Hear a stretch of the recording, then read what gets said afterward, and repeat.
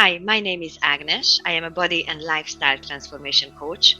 I teach online Callanetics stretch and facial exercise classes, and I also organize in-person retreats in Budapest, body and lifestyle transformation retreats with lots of wellness and treatments. I've created a series of videos just to explain how to do the Callanetics exercises the most effectively and safely. And today I'm going to explain and teach you how to do the abdominal pulses.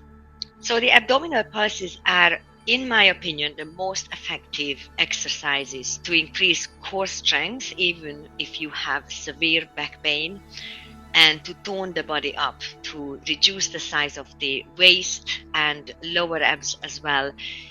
And these exercises do so much more than just flatten and tone up the stomach. These exercises also help you eliminate back pain and menstrual pain, and they detox the entire abdominal area. So let me show you how the exercise goes. There are different versions, but I'm going to start with the basic version. Lying on your back, your legs are bent, feet a comfortable distance away from your body, feet open a hip width, and then we lengthen the back and curl the head in. We grasp the inner thighs to pull the elbows up to the ceiling and to widen the upper back here. And then we extend the arms forward and we add a pulse from the forehead to the belly button. The pulse is really small. When you actually look at your chest, you can see how much you are moving. And the motion should be between a quarter to half of an inch, but it's even better if from a 1/16 to a quarter of an inch. And let me show you some common errors. One of the most common errors that I see, that this exercise is done with bouncing and using momentum.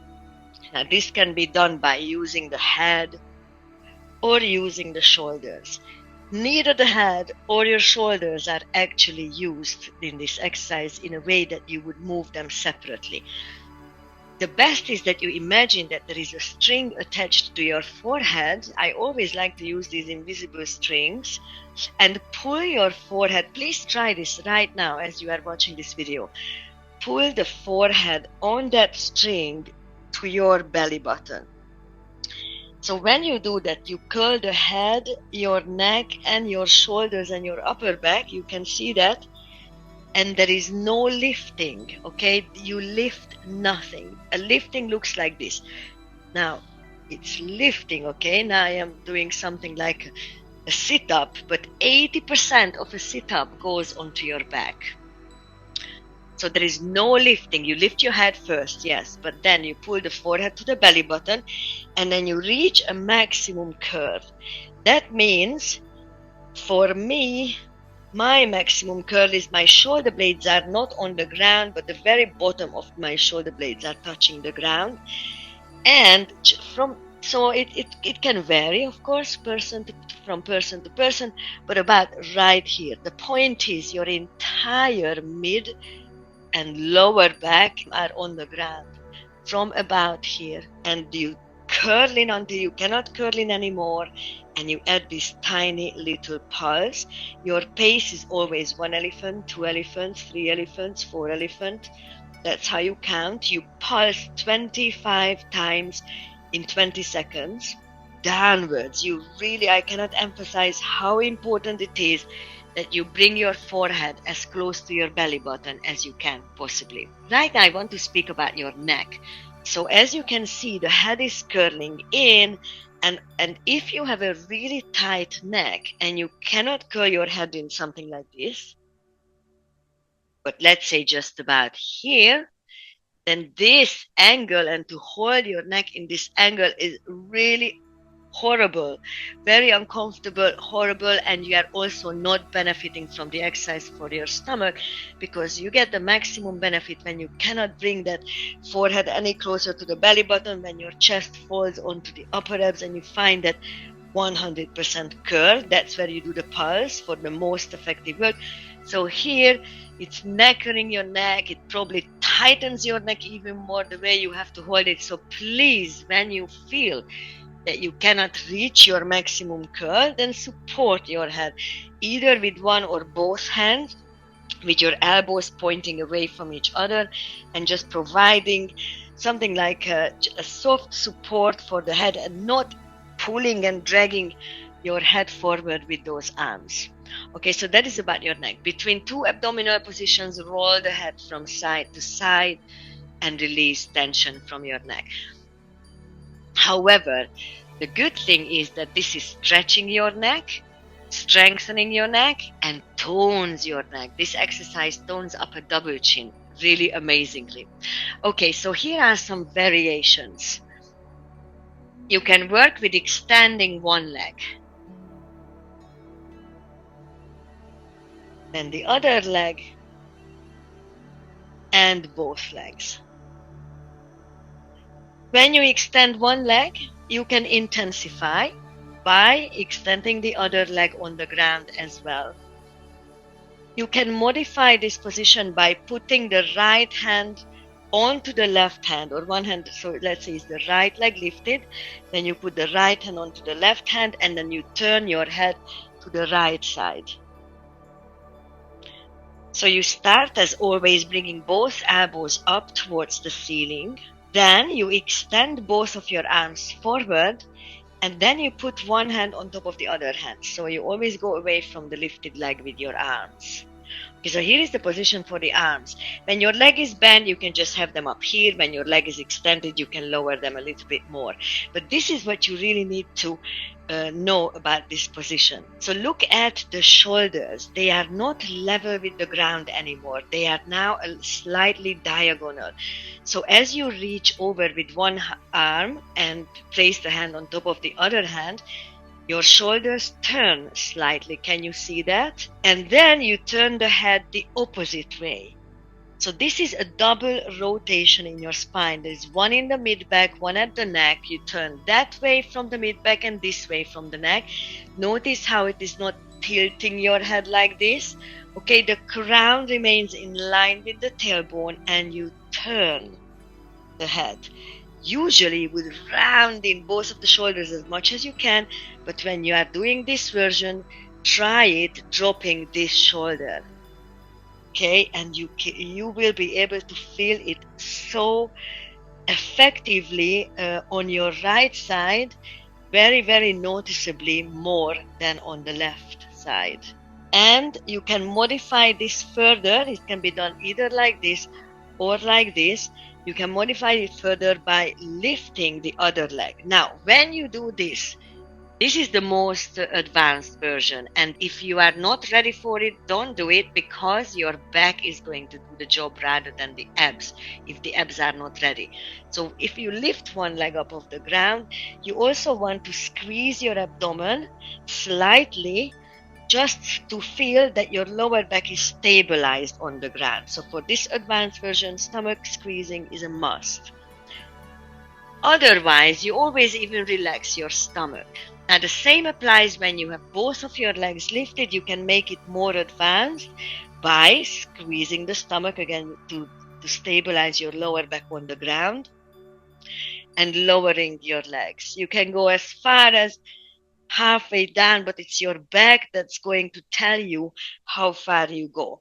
And when you do this modification, start with no more than 1 inch at a time. Even that is going to make a big difference. And this is isolating your lower abdomen further.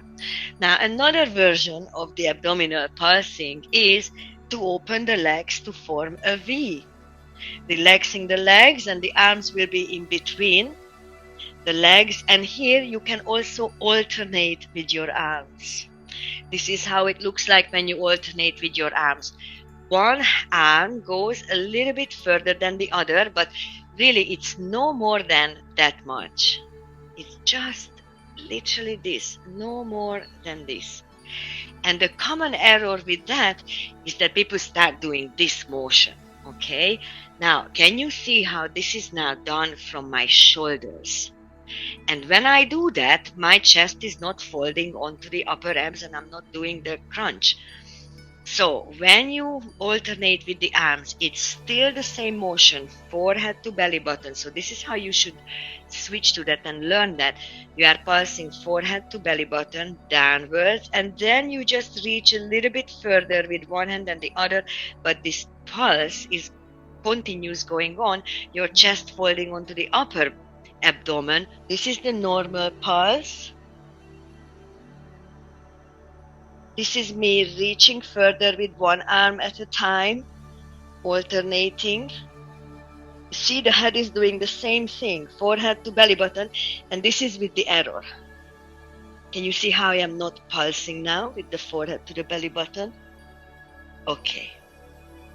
So these are the versions that you most likely know from Callanetics DVDs or videos. And I want to show you a new version as well that you might want to try out. It starts with lifting one leg, lengthen the back, and always before you curl the head in, lengthen your back as if you wanted to flatten the neck on the ground. And then you curl the head in, so far the same, elbows to ceiling. You feel how you create space and that stretch between the shoulder blades. And then here we go. You are going to squeeze the abdomen like for the advanced positions. And the purpose for that is that you keep your back flat and relaxed on the ground. Extend the arms, squeeze the abdomen slightly, and now you can lower this leg about a foot above the ground. So you can do this also for variety.